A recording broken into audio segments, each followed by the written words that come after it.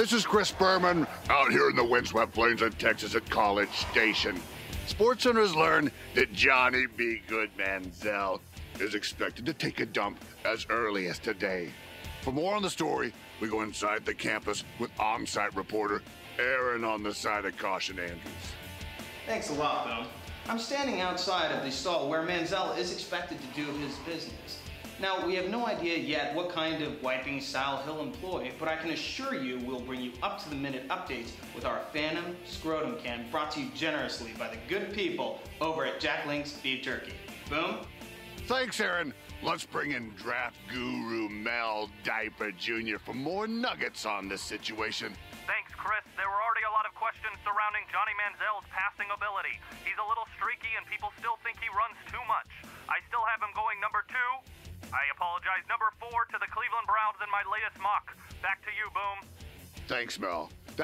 Hold on. We're getting word that Johnny is he's entering the stall. And he's done it. He's done it okay. All right. Well, tune in tomorrow. We'll see if Jadavian, like a clowny, I amuse you, pays his utility bill. The box score starts now.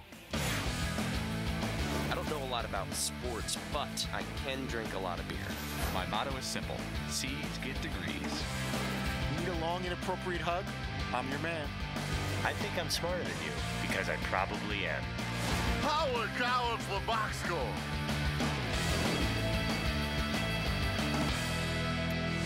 Hello and welcome to the Box Score. I'm Brock here on the Poor Man's Beach, just adjacent of the driveway here in Los Angeles, joined by the Danettes out in the New York City Man Cave. Huge day today, guys.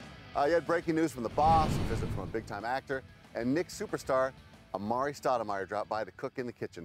Paulie, were you most excited knowing food was going to be served?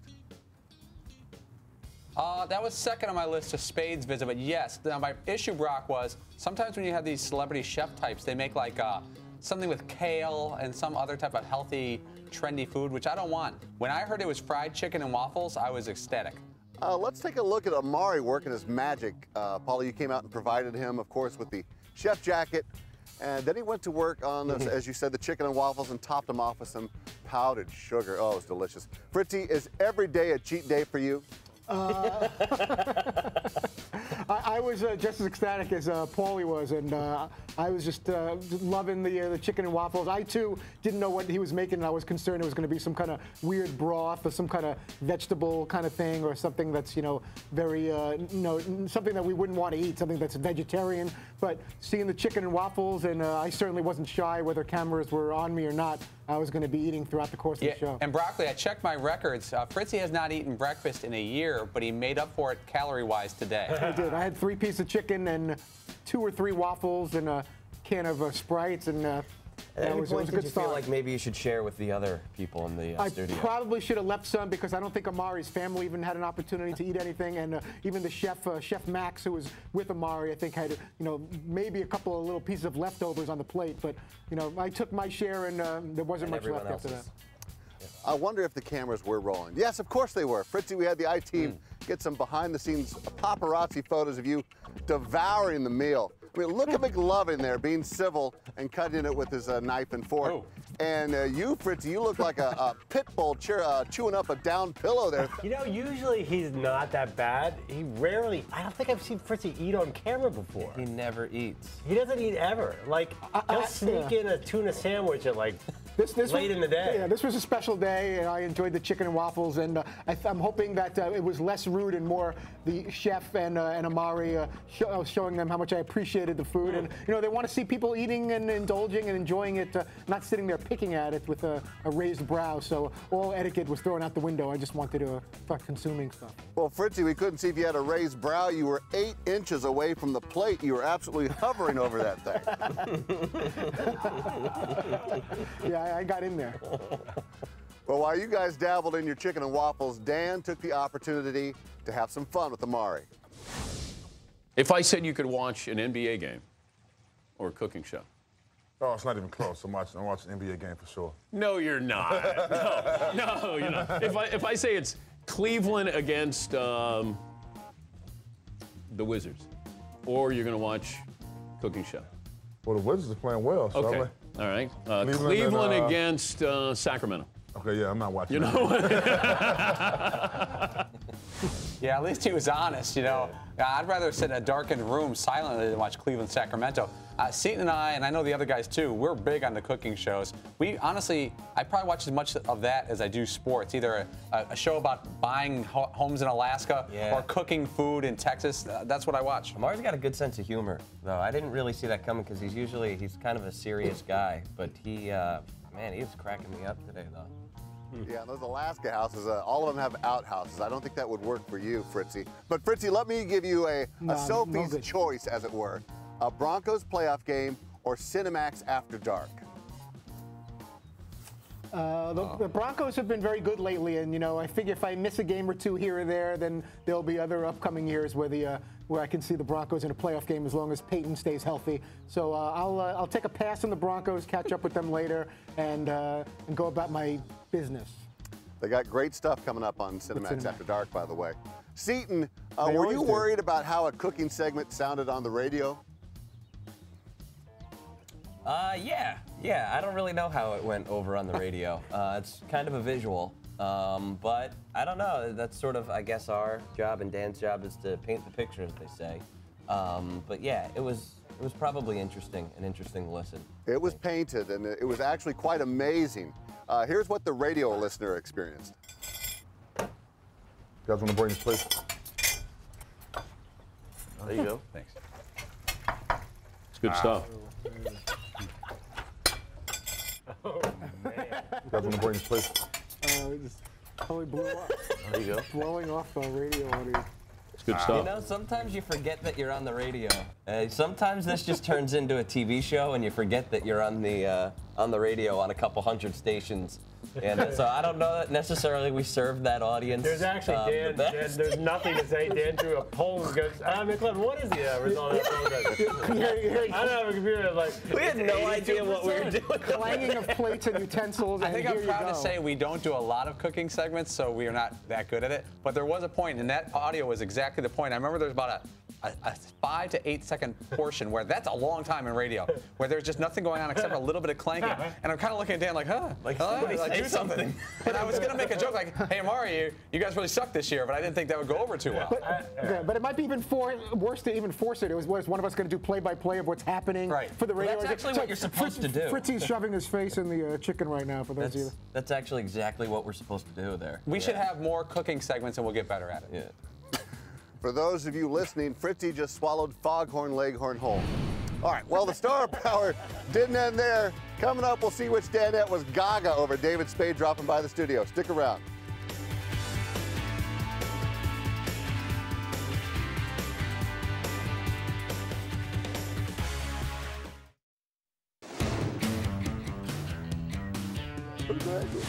All right, welcome back to the Box Score.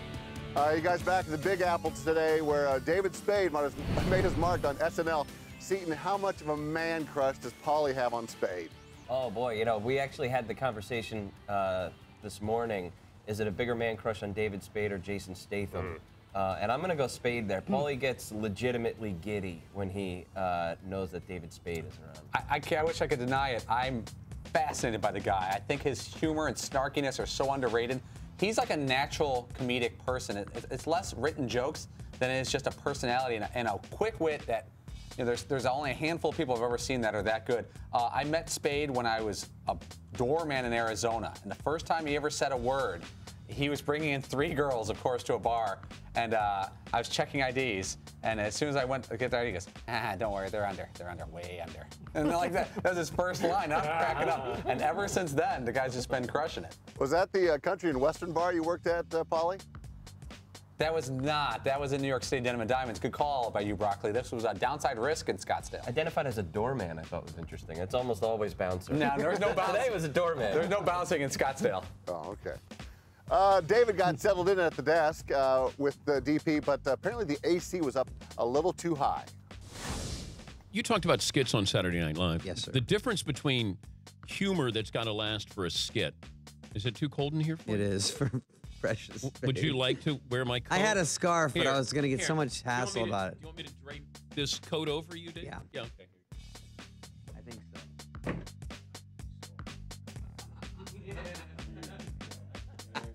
It's bad enough I look like a girl. Now I act like You do one. have feminine Oh, it's so good. Oh, there's a chess king around here? Anyway, folks. Oh, man, I'm actually laughing again. Oh, that's such a move like Spade. Instead of just having the jacket put on him, which he knows is going to be funny because Dan's big jacket, he kind of does a little arms like this. And then he just, brother, you know. Oh, chess king around here, which is, if you're from the 80s, that's a great line. Great Stacey Adams shoes, great suits at the Chess King. Spade also shared a story about Michael J. Fox impression during his days at SNL. When Michael J. Fox is coming to the show, I go, finally, I'll get to do something, because it's my one move, And so, and Dana Carvey was such a big star in there. So Lauren brought me and he goes, Michael J. Fox in the show this week, and you did such a good impression. Could you coach Dana? Oh, no. I go, oh, my God. Well, this is part of the writer-performer. This was the writer portion of that. Yeah, they wanted me to write for Dana, and just to try to get a sketch that didn't reek of dog shit at read-through. Wait. Can I not say that? No, this isn't the Stern Show. Oh, that's right. Man, we're on a pretty good run the last couple months. We kind of been on the uptick of profanity.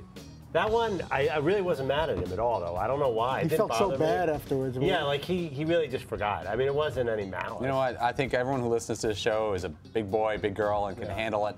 Every couple months, one little swear word. I think we're going to be okay. I love when we get behind-the-scenes details of Saturday Night Live. That's one of my favorite things. Love it. So There's awesome. nothing better. Such a great topic. Dan will often go there. He's very curious. You're 100% right. I was sitting there listening to Spade. I'm looking at the clock. I'm like, we got 2 minutes. I'm like, you could give me an hour of this, and I'd be just fine. I know. Totally. Amazing. Totally agree. Fritzy, you did sort of an SNL tryout with your mock headlines today. But for the record, in the words of Bill Walton, they were horrible. And judging from his reaction here, he wanted to leave ASAFP. What were you feeling as the laugh didn't come, bud? It wasn't going well at all. I thought when I initially wrote them last night, I thought they were pretty good, and maybe I should have read them out loud in the hotel room a few extra times to myself. I thought I had a few good ones there, but you know what? Even getting critiqued like that or it going horribly wrong, hopefully that made for some fodder for the show, and more importantly, having someone like David Spade critiquing it, good, bad, indifferent, that was kind of a big deal. Just like when we had Seinfeld during Super Bowl week. That's it's still very cool to share the mock headlines, even if he thought they were awful with Spade. Yeah, and Brock, if you go back to when Seinfeld was critiquing, I think our Seinfeld bit or the Joe Montana bit. At first he's like, I think he was looking at the Seinfeld bit, and he kind of hammered us for a while, and then he goes, but that being said, that was not bad. He did like not bad, but he goes, and not bad for me means really, really good for you guys. So I mean, like he's trying to say, like, in my neck of the woods, that's not really that good. Yeah. In your neck of the woods, it's pretty solid. But it's Jerry Seinfeld critiquing it. Who cares what he says? If he thought it was awful, it's still, he's at that moment in time, Jerry Seinfeld is discussing your little body of work. Did you feel the same way that you're like, it's David I Spade. did. I really, it would have been great if he was laughing or giggling or said, oh, I love when you do your mock headlines. But whatever he was going to say, the fact that I was able to share them with Spade on the set was fine. Well, maybe we'll send him a video of you eating that chicken, see if we get a laugh out of him. There's more on Box Score on the way. David Spade may seem like a friend of the show, but how well do the Danettes know his work? Stay tuned.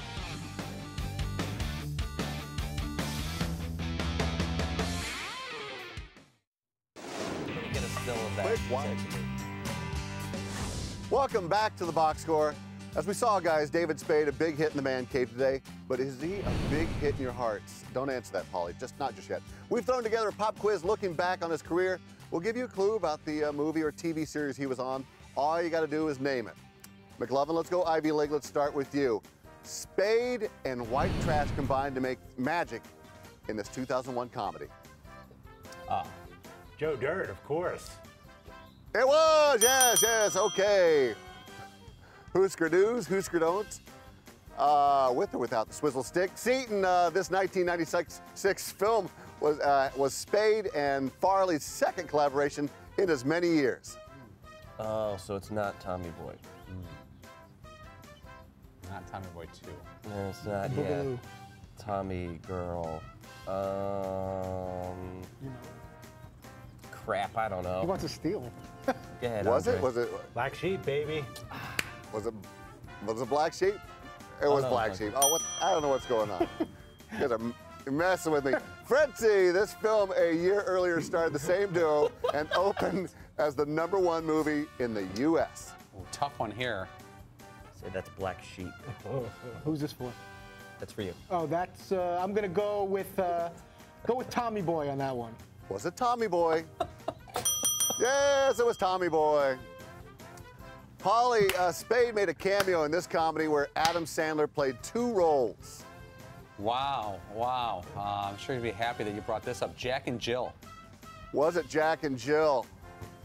Oh, I mean, you must be a fan to know that movie. You got to be a huge fan to know that. Okay, let's go on one more round, and let's make things a little bit more difficult.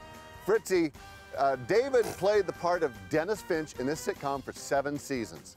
I'm going to say Just Shoot Me on that one. Will we shoot Fritzy?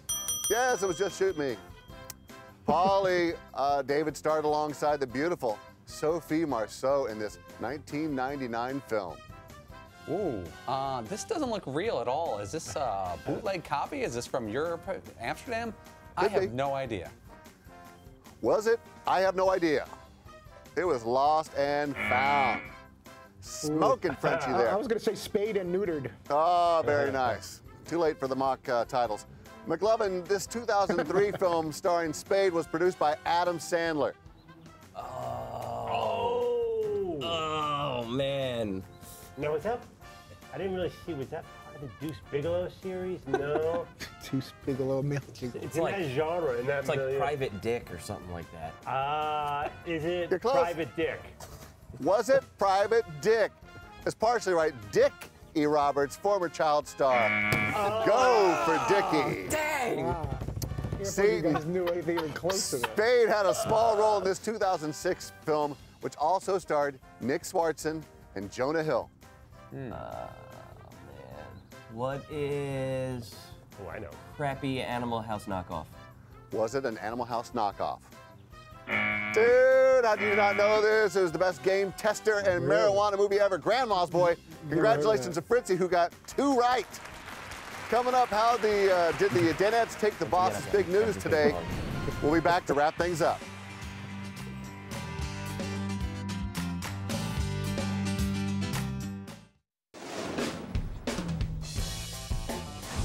Welcome back to the Box Score. Gentlemen, the boss dropped some big news today as he told Dan Nation he was going double duty with a new job to become host of Sports Jeopardy. Paulie, how did you and the other Danettes take the news when you first heard about it?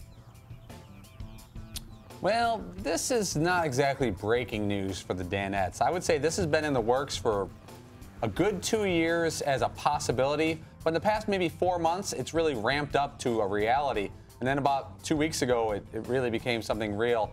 And Dan said it's on, but he didn't know for sure 100% until this week. Years ago, my wife asked me, I mean, this is probably 3 years ago, how come there's not a Sports Jeopardy show? It seems like it'd be a really good franchise. And, you know, that's a topic that's been around for a while. Paulie, did you just say continue shoveling the driveway? Yeah, get out there. McLovin, is Dan setting the wheels in motion to leave you guys? I think it's pretty obvious. I mean, you don't really have to connect the dots here. We got Josh Elliott coming in yesterday, Dan wearing a suit going to a press conference. I don't really like how he's breaking off from the group here. Yeah, I don't like this. I really don't like it. Well, do you guys think that we should have our own game show? Because there's a lot of other shows out there. Like Sports Jeopardy, Dan, that's all his thing. Should we do like a match game with sports? Sports Wheel of Fortune, where Fritzy turns the vowels. That'll really draw me. I like that.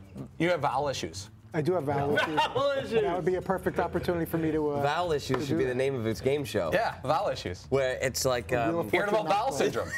Irritable bowel syndrome. There it is. Dan, of course, did this without our permission doing Sports Jeopardy, so we don't need his permission. Permission? Yeah. That's Why a don't tough we pitch one. a game show? We should. What, like the dude doesn't have off. enough going on? Yeah. Now he's got to do another game show? All right, that's cool, man. Don't worry about us. We'll be fine over here. Seton, you and the boss had a run-in with an overzealous fan at dinner last night. Quickly recap what happened. There was just this dude, and you can spot him a mile away. And when you're out with Dan, you know, he tends to get recognized quite a bit, especially when you're at a bar and there's a lot of dudes around. And this dude was just sort of hovering, and Dan locked right in on him, and he was like, "Oh, we got a stage 5 clinger here." And you could tell that this dude was just looking for his way in. And we were waiting a long time for this table to become available, and the girls who were sitting there got up and left, and Dan sat down, and the dude came around and said, "Hey, is this table available?" And Dan said, "Table's taken, Holmes." And just put the hand up, and the guy said, "All right, thanks, man, big fan." And then it was like, oh dear, like, you know, he was ready to sidle up and order some wings and have a couple of beers, and Dan was like, nah. Do you guys have any great stories from running into fans in public? McLovin, let's start with you. People are really, really nice. They'll come up to me and chat with me. I have no one else to talk to in a bar or a restaurant, so I'll like try and continue the conversation, maybe follow them back to their table. I more often than not get that's enough McLovin than me having to push somebody away. I've had guys ask me to give a creepy hug to their wives, their daughters, nieces. That's kind of strange. One went so far as to encourage me to like grab a tush here and there, which, you know, I didn't go ahead and do that as much as I was very close to doing that. But that is odd. You know, please give my daughter a creepy hug. I don't know what you do with that. Seton and I think get more of the, like, we'll be at an Irish pub at 7:30 on a Tuesday night, and some dude will walk up and go, "What are you guys doing here?" Like, don't you have anything better to do than be at an Irish pub at 7:30 on a Tuesday? Like, we don't have anything better to do. This is as good as it's getting. Yeah. The only thing that's weird for me is that people have taken to handing me drugs, which is just strange. You know, people are like giving me weed now, and I'm like, dude, I can't take this. I'm sorry. I really appreciate the gesture. Thank you, but I can't take this from you. So that's kind of weird for me. Well, I'm glad that no one's asked me to hug their kids or give me drugs. Fritzy, who's on tomorrow? Stan Van Gundy is going to join us tomorrow. Rich Eisen will join us. Just found out a little while ago, NBC NHL analyst Eddie Olczyk will join us with 3 big Game 7s in the Stanley Cup playoff tonight. So we're looking good for the Thursday edition. Thank you, guys, and thanks for watching The Box Score. Set your DVR or tune in weekdays at 3 p.m. Eastern, only on Audience Channel 239 on DirecTV. Cheers. I don't know a lot about sports, but I can drink a lot of beer. My motto is simple. C's get degrees. Need a long, inappropriate hug? I'm your man. I think I'm smarter than you, because I probably am. Hey! Thanks for watching The Box Score. Holy cow!